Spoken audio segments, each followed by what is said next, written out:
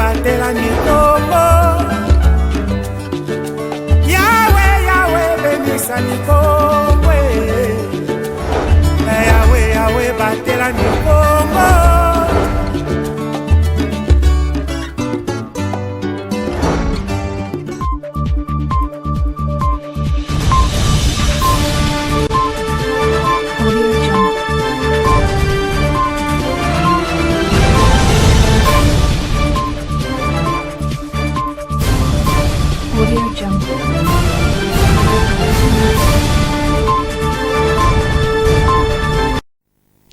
Excellent week-end à toutes et à tous. Mesdames et messieurs, merci d'être avec nous. Soyez les bienvenus dans ce journal. Le président de la République, Félix-Antoine Tshisekedi Tshilombo, est en déplacement depuis vendredi 21 mars 2025 à Namibie, où il a pris part à la cérémonie de prestation de serment de la première femme présidente de la République, Netumbo Nandi-Ndaitwah. Le détail dans ses commentaires de Pacifique Mwanda. Il a répondu présent à la cérémonie d'investiture de la première femme présidente de la République de Namibie, Dr Netumbo Nandi. Le président de la République, Félix-Antoine Tshisekedi Tshilombo, a foulé le sol namibien dans la matinée du vendredi 21 mars 2025 pour la circonstance. Cette double cérémonie, notamment la prestation des serments du Dr Netumbo comme présidente de la Namibie et la célébration du 35e anniversaire de l'indépendance de ces pays africains s'est déroulée le vendredi 21 mars 2025 au palais présidentiel. Plusieurs chefs d'État et de gouvernement ont pris part à ces assises.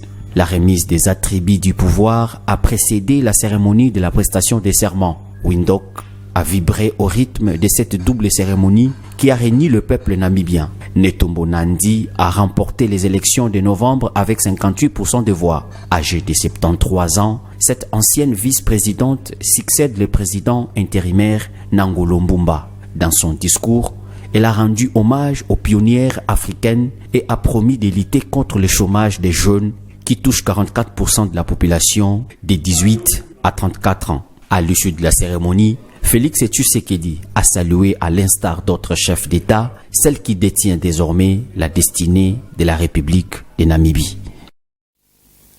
En dépit de l'absence du président de la République dans le pays, la traditionnelle réunion du Conseil de ministres de gouvernement souminois a bel et bien eu lieu vendredi 21 mars 2025 dans la ville-province de Kinshasa sous la présidence de la chef du gouvernement, Judith Tuluka Souminois. Je vous convie de suivre l'extrait du compte-rendu de la 36e réunion du Conseil de ministres lu par le porte-parole du gouvernement, Patrick Mouyaya. La communication du président de la République lue par la première ministre chef du gouvernement a porté sur un seul point, à savoir du respect de la suspension des exportations et des mesures réglementaires d'encadrement de la commercialisation du cobalt et d'assainissement de sa chaîne d'approvisionnement. Le président de la République a rappelé que le 22 février 2025, après une évaluation approfondie du marché du cobalt, dont notre pays est l'un des principaux producteurs, l'autorité des régulations et des contrôles de marché des substances minérales stratégiques ARECOMS a annoncé une série de mesures visant à rétablir l'ordre et préserver les intérêts économiques nationaux. Cette mesure figure parmi tant d'autres déjà évoquées lors de la 35e réunion ordinaire du Conseil de ministres du 14 mars 2025, traduisent la volonté du gouvernement de restaurer l'intégrité et la souveraineté de notre secteur minier.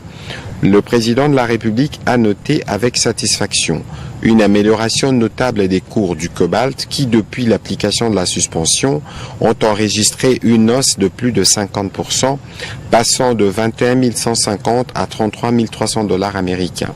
Ces niveaux, le plus élevé depuis mai 2023, valide l'approche adoptée par le gouvernement et permet d'envisager à court terme un rétablissement significatif des contributions en revenus de l'État issues de l'exploitation de cette ressource.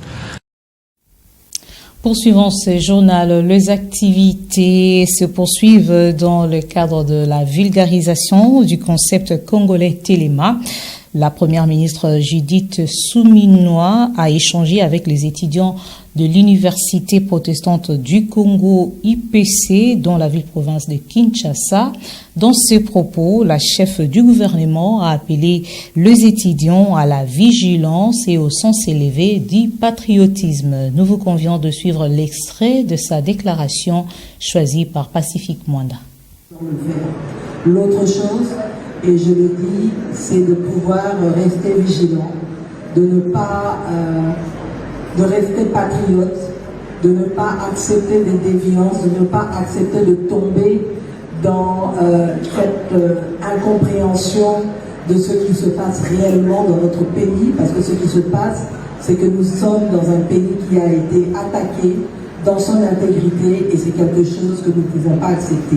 Nous sommes un pays démocratique, il y a eu des élections dans ce pays et vous tous, vous le savez, le président a été élu massivement avec plus de 73% et donc nous ne pouvons pas remettre cela en question. S'il y a des gens qui sont des frustrés, qui ne sont pas d'accord, l'opposition c'est normal, elle doit exister dans toute démocratie, mais il y aura des élections en 2028 et ils pourront tenter leur chance en 2028. Pour le moment, nous, membres du gouvernement, comme vous, jeunes et étudiants, comme tout Congolais digne de ce nom, toute Congolaise digne de ce nom, se doit, dans un sursaut patriotique, de soutenir les efforts que le président de la République, que le gouvernement font pour assurer que l'intégrité de notre territoire et notre souveraineté soient respectées.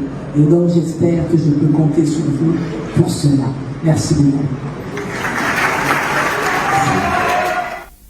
Et le sport football, on en parle également dans cette édition du journal. Les Léopards de la République démocratique du Congo ont remporté le duel de la 5e journée des éliminatoires de la Coupe du Monde 2026 le vendredi 21 mars 2025 à Kinshasa, au stade de Martyrs de la Pentecôte, face au Soudan du Sud sur un score d'1-0.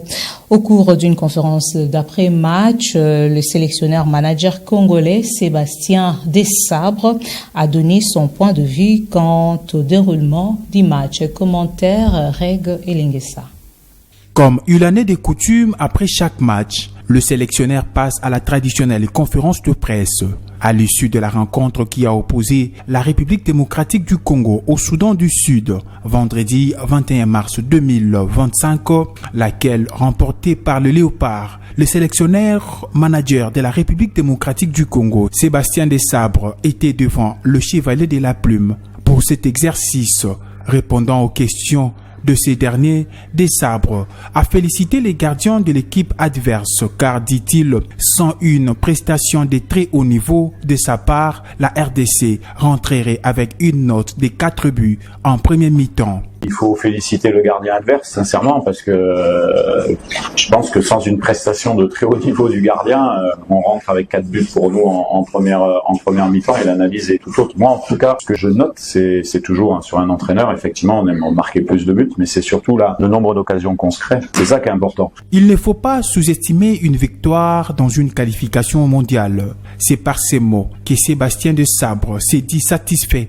des 3 points obtenus par son équipe, les Léopards de la République démocratique du Congo. Aujourd'hui, c'est une grande satisfaction parce que l'on prend 3 points, on prend pas de but, on a vu un système de jeu qui était efficace et ça donne quand même pas mal de possibilités pour les autres rencontres. Rappelons que les Léopards de la République démocratique du Congo sont attendus en Mauritanie mardi 25 mars pour le compte de la 6e journée de ces éliminatoires de la Coupe du Monde 2026.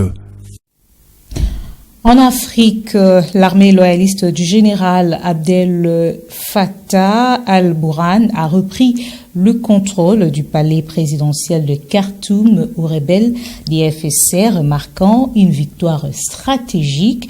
Le conflit a entraîné plus de 150 000 morts et 12 millions de déplacés, faisant ainsi du Soudan l'une des plus grandes crises humanitaires au monde, alors que De nombreuses organisations non gouvernementales peinent à mobiliser une aide efficace. TV5 Monde pour des détails.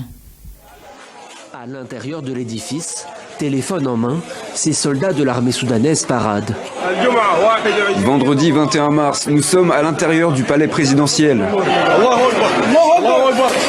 Après plusieurs semaines de violents combats, ils viennent de reprendre le contrôle du palais présidentiel de Khartoum, aux rebelles des FSR.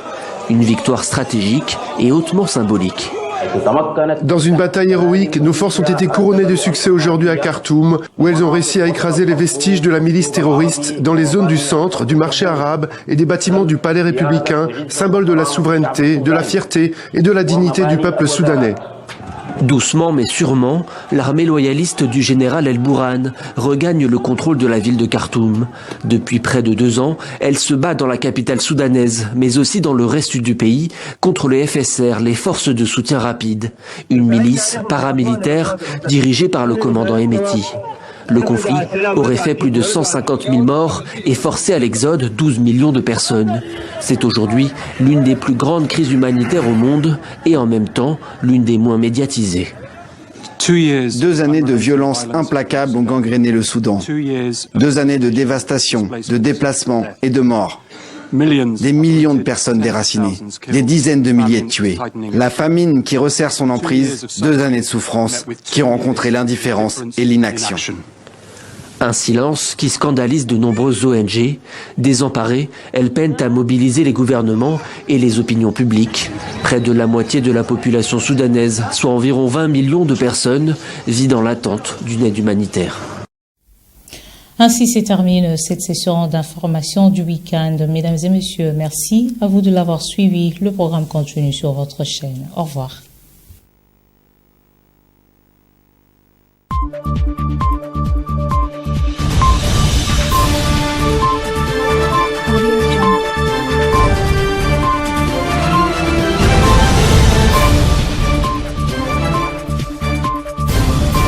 Audio Jungle.